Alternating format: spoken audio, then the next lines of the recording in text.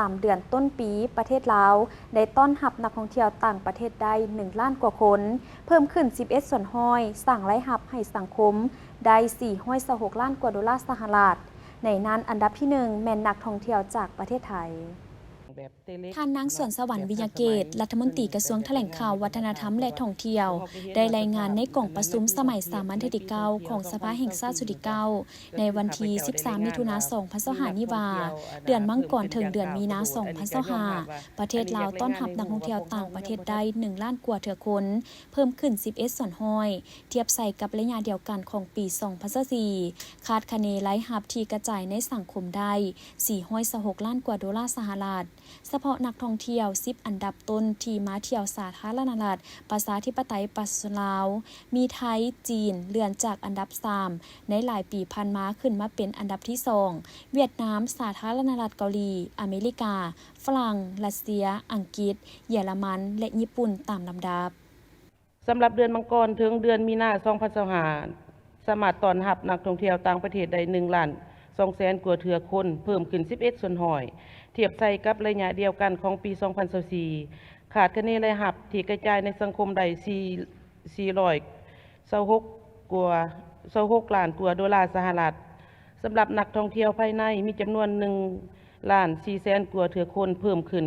98.6 ส่วนห้อยเทียบใส่ระยะเดียวกันของปี 2024 รายรับที่กระจายในทั่วสังคมได้237 กว่าล้านดอลลาร์สหรัฐ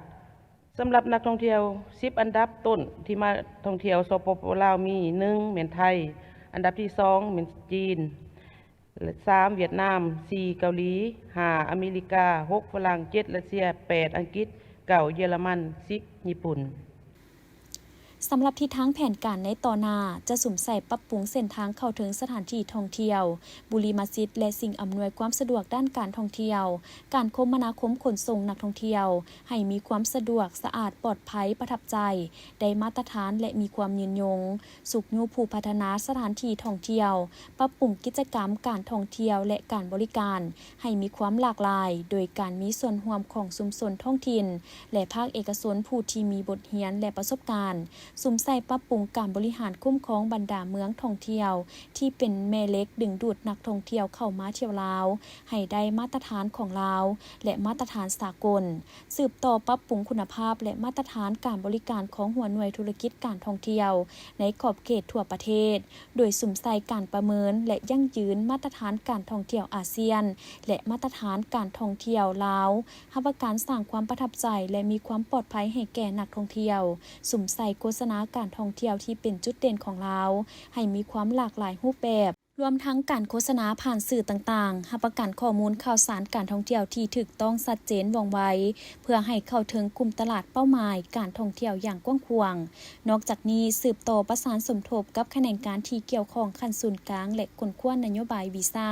ให้แก่นักท่องเที่ยวกลุ่มเป้าหมายให้สอดคล้องกับนโยบายของประเทศใกล้เคียงก็คือภาคพื้นเพื่อดึงดูดนักท่องเที่ยวให้เข้ามาท่องเที่ยวลาวให้หลายขึ้นและมีรายรับหลายขึ้น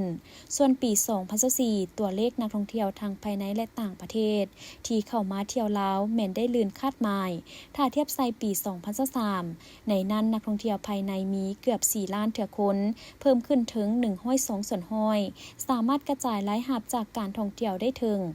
632ล้านกว่าดอลลาร์สหรัฐนักท่องเที่ยวสากลมี4ล้านกว่าเถื่อคนเพิ่มขึ้น21ส่วนห้อยสามารถกระจายรายรับได้ถึง1 ตื้อกว่าดอลลาร์สหรัฐ